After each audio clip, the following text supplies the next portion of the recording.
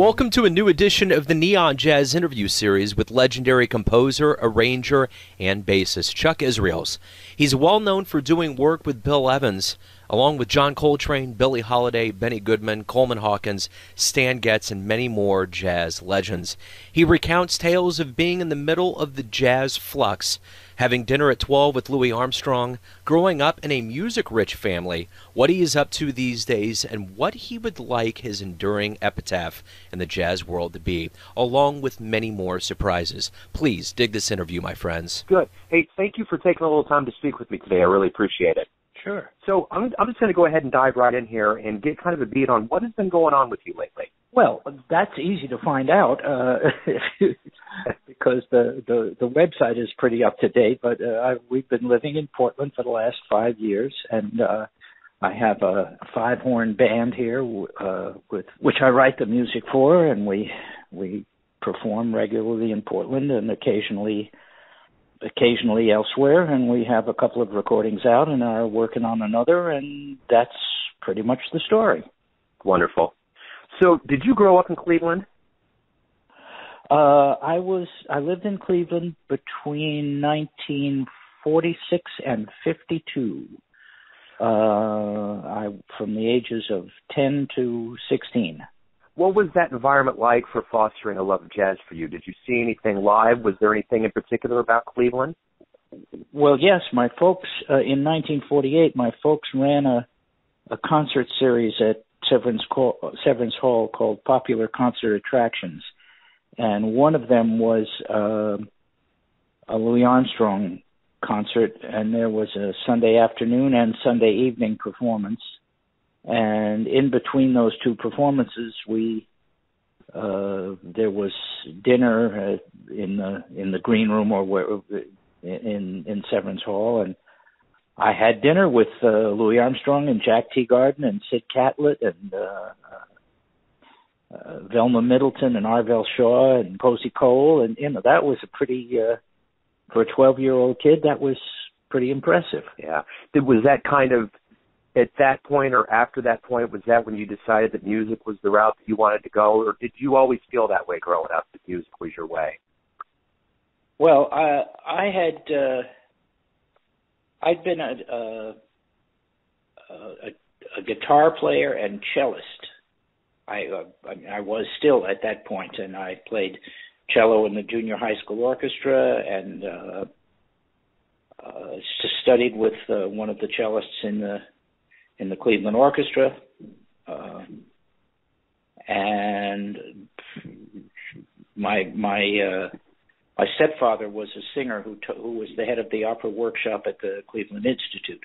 So music was very, very much a part of our lives. Yeah. And Paul Robeson was my kid brother's godfather, and he was a guest in our house, as were some folk musicians, Pete Seeger and the Weavers and Leadbelly and Sonny Terry and Brownie McGee. There was music all around me, so it's not at all surprising that I became a musician. So when you were a kid, did you think these guys were the coolest thing ever, like having dinner with Louis Armstrong? Was that just something that you thought, man, these guys are the coolest people in the world? Absolutely. Yeah. Absolutely. the kids I grew up with in Cleveland Heights, it was remembered. Well, there's no reason why you should remember, but in 1948, the Cleveland Indians won the World Series.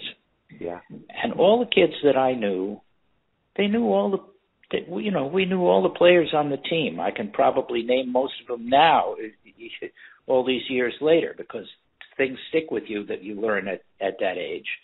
Yeah. But the same kids that knew who played second base and who Jim Keltner was the third base player and Bob Lemon was one of the pitchers. We all knew that.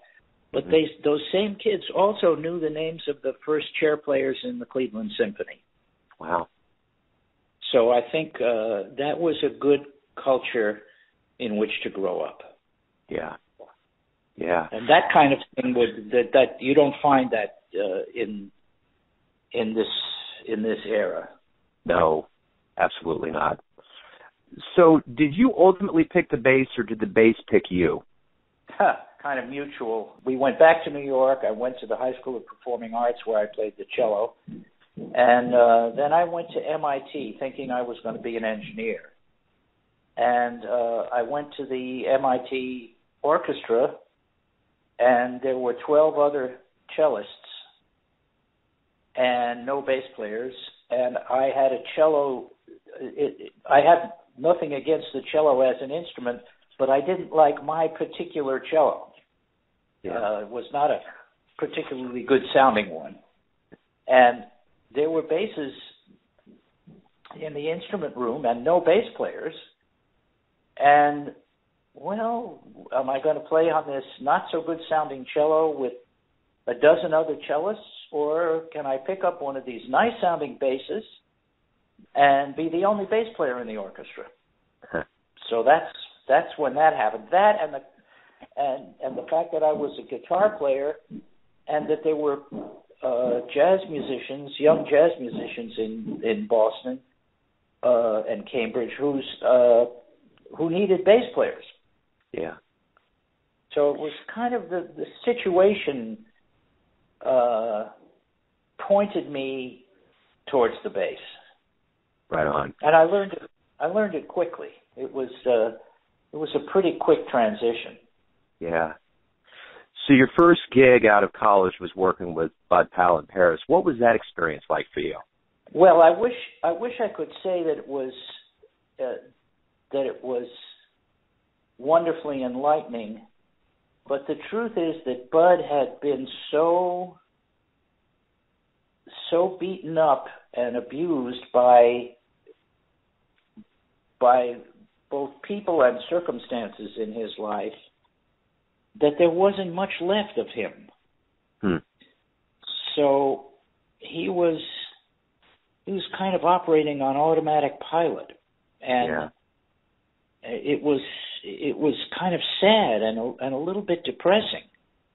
At the same time, I was really lucky to be in Paris in 1959 when there was a lot going on, and when I got to play with Lucky Thompson and Kenny Clark and some wonderful French musicians, Daniel Humer, who's still around and a great drummer, Martial Solal, a wonderful trumpet player named Roger Guérin, Barney Willen, the French-American tenor saxophone player. Lots of wonderful musicians were there, and I was this kid bass player who could play, and there were some good French bass players too, but there was something about being an American that attracted people to me. I played well enough, but believe me, so did Pierre Michelot. So it wasn't that I was that much better than some of the bass players that were there. But I was lucky, and I got quite a bit of work. Yeah. Well, speaking of pianists and luck, you got to play for a while with one of the finest to ever grace jazz, which is Bill Evans. What did he do to mold your music mind? How did being around him and performing with him, how did that shape the way you became a player?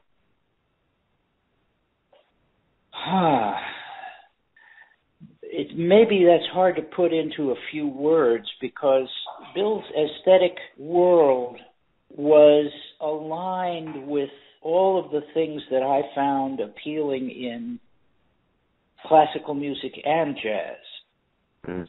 And he had a balanced combination of things that came from Bud Powell and things that came from Chopin. And that's what my life had been up to that point. Deeply ingrained and trained with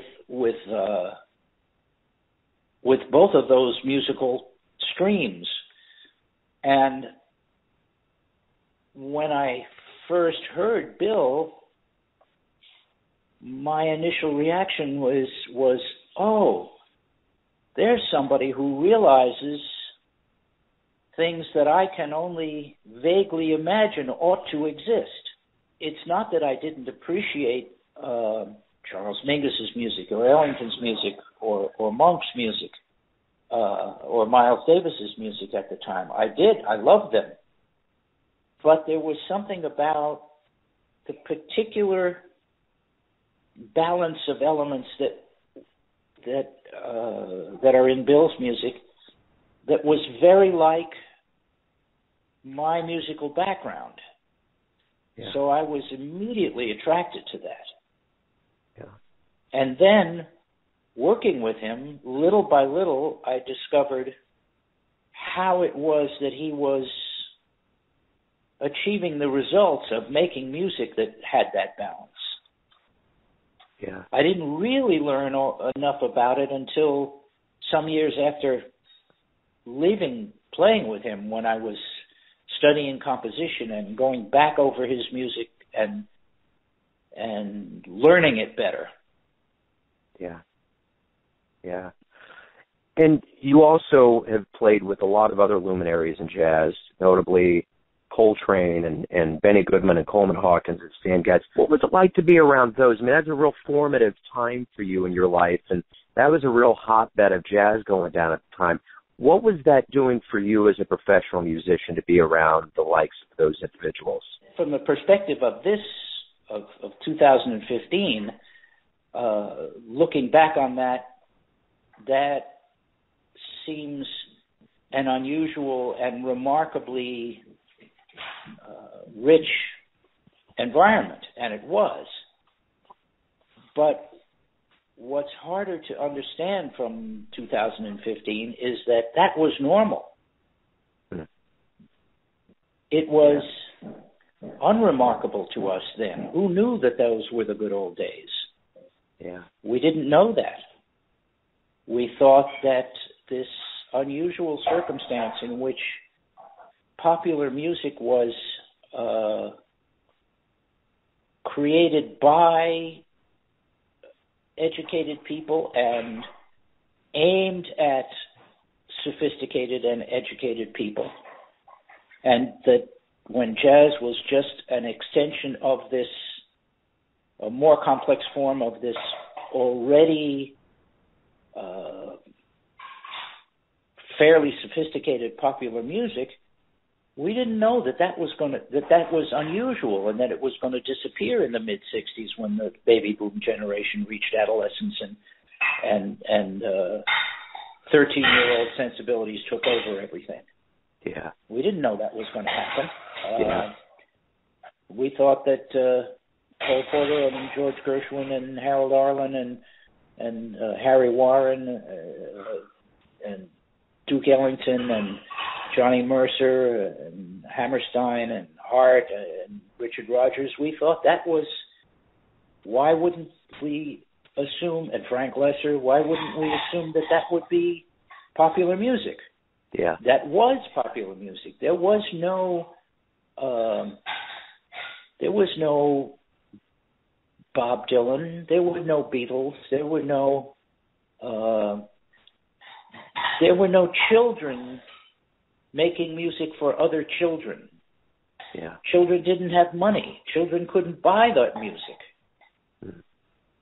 the way they can now. Yeah. And so the whole atmosphere was. Look, I mean, there are some things to look at here.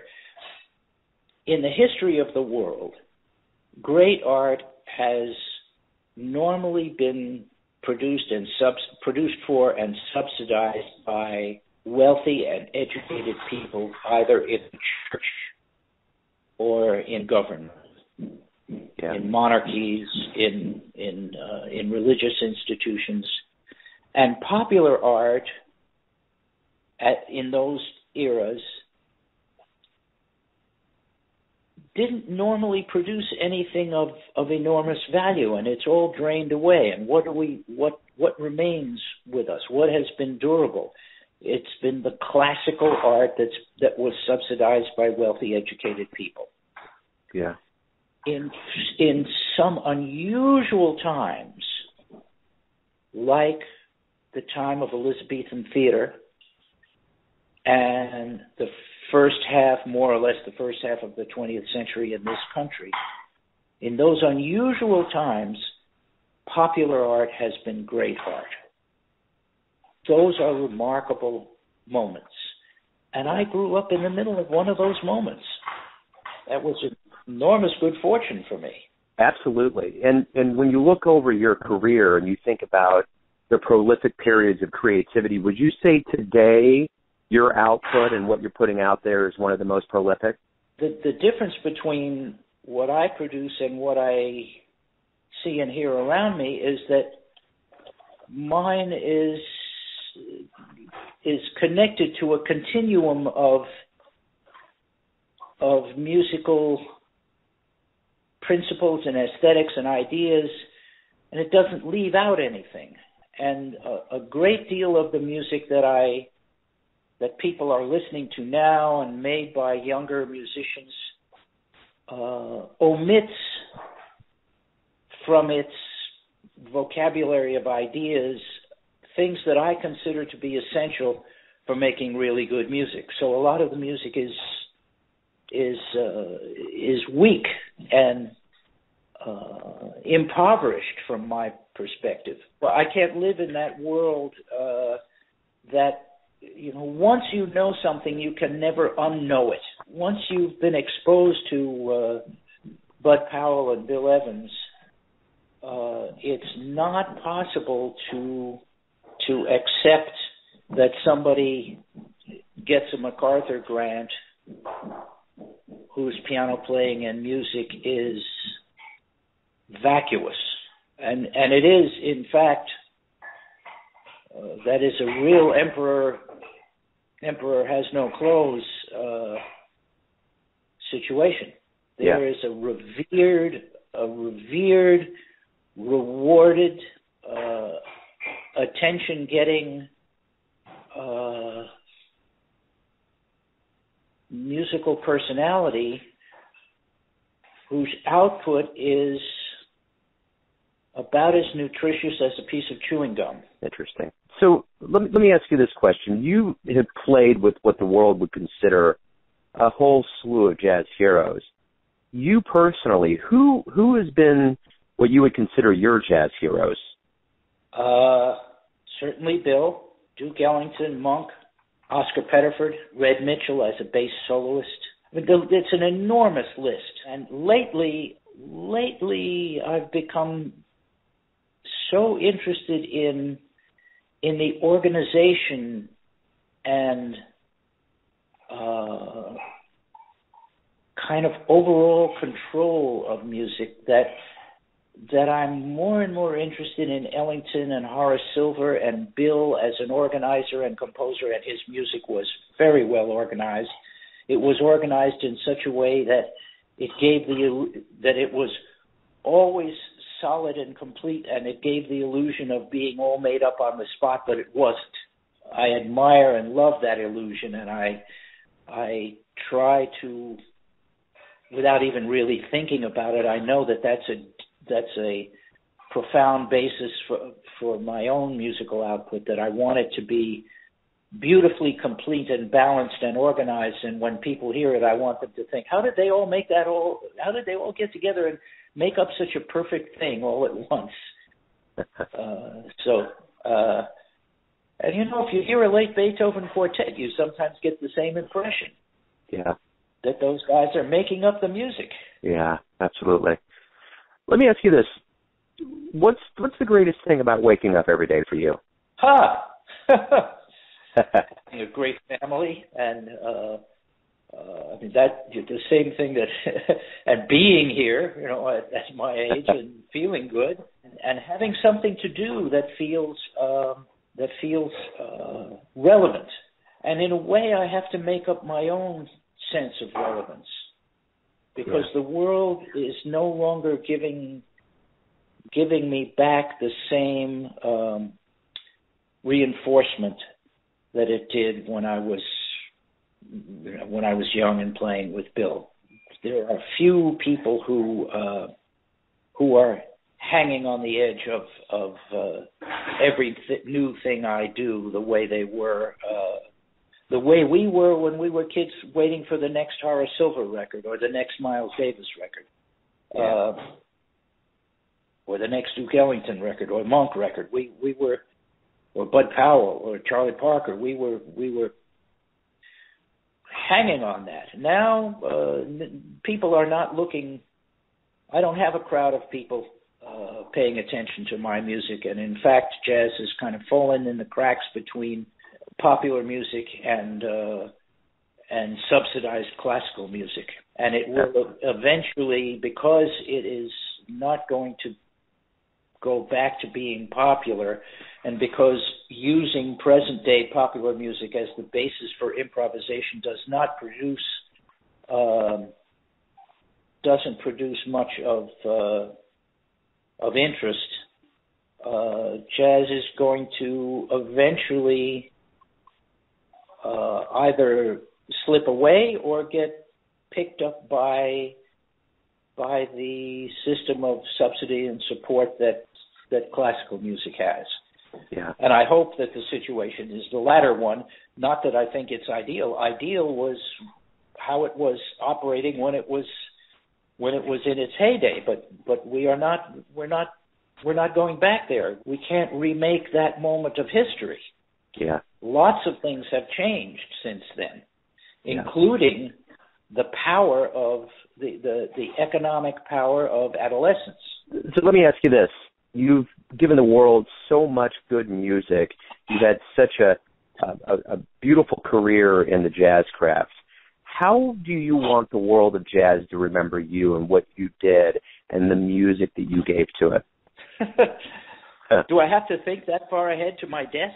No, this is not a swan song. I'm thinking about that. No. This is you kicking back in a comfortable chair with a glass of wine, and the memories are flooding through you, and they have to be beautiful memories. And there's so many people that have been touched by your music and your contribution. I guess it's more of just, how do you feel about that? What you've given to the world of jazz? If I could put it into words, I wouldn't have to make the music. Yeah. So I'm not trying completely to avoid the question. It's a question that's really best answered by what I put into the music. Amen. That has to explain itself. Yeah. If it doesn't explain itself to at least a reasonably educated listener, then I'm not doing my job well. Yeah. And I do believe that I make enormous daily concentrated efforts to do that job as well as I possibly can. And so I hope that the message of what I want to be remembered for is carried in a little bit in my bass playing and more in what I'm doing now with the ensemble music that I write and with the musicians that I work with and train to make a certain kind of musical statement. Yeah. Those things, they really have to stand on their own. If they require a bunch of explanation, then I don't think they're complete enough. They need to be so complete that when you hear them, they tell you why we did it, why we played like that, what the emotional and intellectual content and spiritual content of this music is. Has to be pretty apparent. I want them to remember me for the music. Yeah, that's a beautiful answer. That's exactly that captures it right there, because that is the essence. And that right there, I think, is a great way to end the interview. But Chuck, thank you for opening up and giving me a little bit of your time in your world. I really appreciate it. Thanks, Joe. Thanks for listening and tuning in to yet another Neon Jazz interview, where we give you a bit of insight into the finest players in New York, Kansas City, and spots all over the world, giving fans all that jazz. And thanks to Chuck for his extensive jazz catalog and a vault of really good jazz stories. If you want to hear more interviews, go to Famous Interviews with Joe Dimino on the iTunes Store, or visit theneonjazz.blogspot.com for all things Neon Jazz. Until next time, enjoy the music, my friends.